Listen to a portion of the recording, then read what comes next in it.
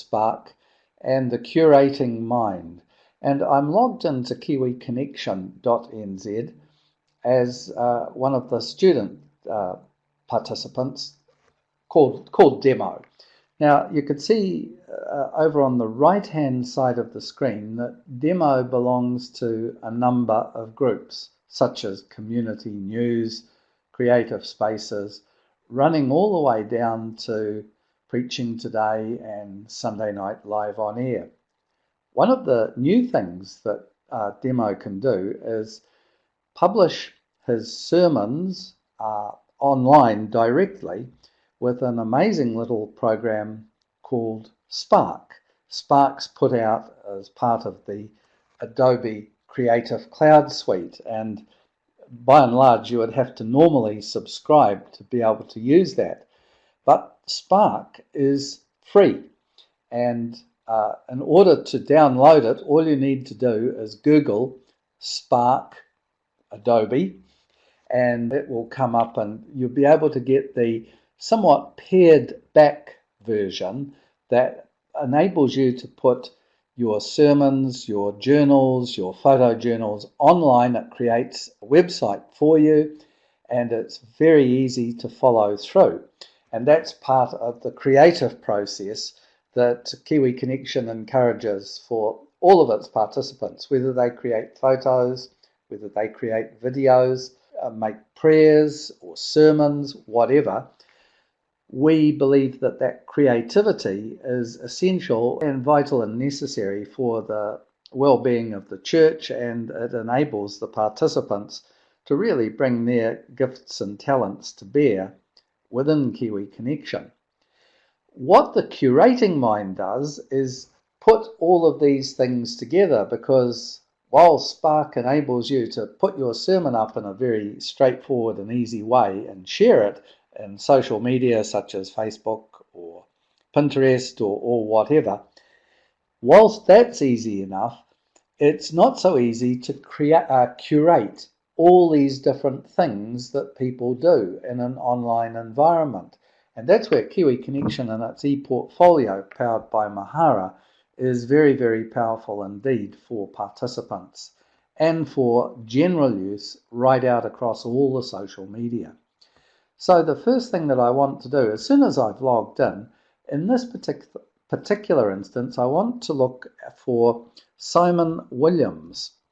And you'll see that I've clicked up into the search button up here in the purple bar at the top of the screen. And this search button belongs to a thing called Elasticsearch, which enables everything on our database to be examined and looked at, and it will return anything to do with the name Simon. You've got to be accurate in your spelling, but let's just hit the enter button and see where Simon takes us. And what's happened here is it's brought up, as you can see over here, 15 search results for Simon. That's there on the left of your screen. And 12 of those are text results. There's nothing for media results. There's 2 in portfolios and 1 user called Simon. And if you scroll down, and people do have to learn to, there is quite a scrolling process, because some results can return far more than 12 returns. So scrolling down, you'll see there's Simon is mentioned in religious education in schools, which I recall was a video interview that we did with Jocelyn Armstrong a couple of years ago, and Simon was part of that, and so on and so forth. So those are all the places that Simon, or the word Simon, is mentioned. I'm going to click over into users, because that's the most powerful thing that we've got for tracking down individual contributions. So here it is, it's brought up Simon Williams, and let's see what he created with Spark and possibly be able to show you how he did it. When I click on any name, and in this particular instance Simon's name, I'm brought to their profile page in Kiwi Connexion. Everyone has a profile page. It's viewable by any members of Kiwi Connexion, but it's not generally viewable to the public unless a particular individual wants to make it that way. And in Simon's case, this is simply shared only with Kiwi Connection members at this point in time. Some of us that put together a lot of content, like David Hill or Stuart Mannins or Lavinia Elder or myself, we make our profiles publicly available, and so any information we put on our profile page can be viewed by anyone, anywhere, if they get hold of the address, the URL. So looking down, I can see that Simon, he's recently joined Kiwi Connection. He's belonging to Community News, doing theology, etc. You'll see that it says that no public open badges are currently displaying. I know that he's got quite a number that he earned at Trinity College in former days, and it's only a matter of us being able to open up his Open Badge Factory passport and his Mozilla backpack, and they will display very neatly. And why they're important is not because someone got a badge, but because the badge itself carries information that takes you out to where they made that particular observation, be it a forum post or set of forum posts, or created a sermon, wrote a sermon, preached it, etc. In this instance, Simon wrote a sermon that Stuart Mannins and I edited just lightly, but Stuart came up with the title Passport to Paradise with a question mark, and underneath we've given the explanatory a sermon from Simon Williams and Kiwi Connection. We called it zine number 18. Just before I click it open to show you what he did and how he did it, let's just have a look. There's Simon Williams' friends. Now, I've suggested that he make friends with a number of people, so a friend request will have gone out, and people like Stuart Mannins and so on should check their emails to see whether they have a friend request from Simon, and if so, it might be quite happy for him and for you to accept it. Why do we have friends? It's not like Facebook friends. It means that friends get notifications of the new things that we've been creating. So in many respects, it's a kind of a collaboration group. So let's come now to Passport to Paradise. And if I click on Passport to Paradise, you can see that the screen is loading a website.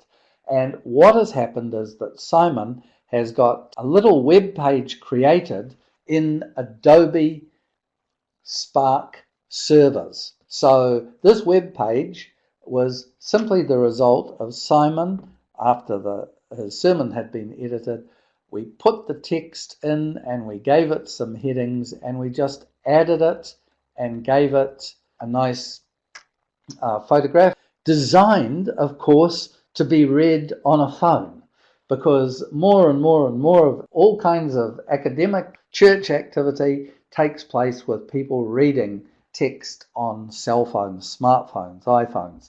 So that's the reason why we've got this particular format. It's clean, it's easy to read, etc. So Simon created the sermon, Stuart and I edited it, and I put it onto Spark. Now, I will be showing Simon directly how he can put his own sermons onto Spark, and then all he's got to do is give the embed code back into his profile page, and he'll be able to curate those sermons one after another, all separate web pages, but all curated here in Kiwi Connection. And I think that's quite a marvellous thing to do. So what else can we possibly do? We're logged in as demo student 2, and I think perhaps the most interesting thing now is to have a look at groups. And the groups that Demo is involved in, there are quite a few, because Demo is my alter ego. So I'd like to take you directly to Preaching Today, one of the key groups, and in this there's a tremendous amount of information. Now, Demo can view all the members of Preaching Today. He's just got to click across the page, the bar at the top of the page, and he'll see all the members coming up. There are probably 25, 30 members in that group. It's not one of the largest, but it is important. If he clicks into forums, you can see there's one general discussion forum. Anyone can add a forum topic. This question was raised with me by one of our participants earlier in the week. And so you click on the forum and it says, here are the topics over on the right. There are 24 of them. Should you decide to unsubscribe from the forum, just click that button. But click on the forum itself and up come all the topics, and you'll see there you can add a new topic. So that's helpful. And this navigation bar is the same for every group. There are pages and collections that have been created in Preaching Today, and you can view them here. Let's just have a look, for example, at worship resources. And over here in worship resources, we might see a few things that surprise us. We can see that there are topics for explaining the Christian calendar, and these topics have been taken directly from the Lead Worship book that I wrote and Stuart Mannon's helped co-edit and wrote some of the articles for. Was very successful within the life of the Methodist Church, and got some of the meditations and poems that have come from that. There's quite a collection of topics. You can, if you scroll down, you'll be able to just work across the different pages. There's a worship resource for every season of the church year. For example, in Holy Week, there are Psalms for Lent and Holy Week by Robert Allen, and I heartily commend those. They're tremendously interesting. Okay, viewers send in a question asking, is it possible to access these resources if you're a parish member who doesn't belong to Kiwi Connection? Well, that's an excellent question, because it doesn't matter who you are, you can access not all of the content in Kiwi Connection, but you can access a large part of it. And to show you how to do that, here's a very simple, straightforward method. I'm going to log out, so I'm no longer in Kiwi Connection, and anyone that finds the kiwiconnexion.nz page would normally be confronted by a video or two and some login details. And if you want to share it with someone that can't log in, that isn't a member, just get them to look both at links and resources there on the right hand side of your screen, the bottom right hand side, and click how to use your e-portfolio. And a little message will have popped up saying, if you want to leave this site, changes you make may not be saved. We're going to click leave it, because we didn't have anything we wanted to say.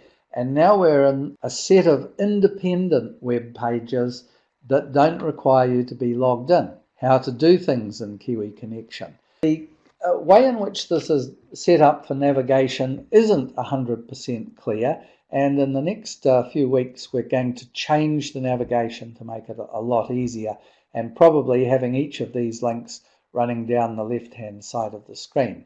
But for example, you can access Preaching Today simply by clicking here, and you're not logged in, but you can see there's the basic page. So you won't be able to participate in forums, you won't be able to like or share, you won't be able to upload any feedback, you won't be able to upload photos or whatever.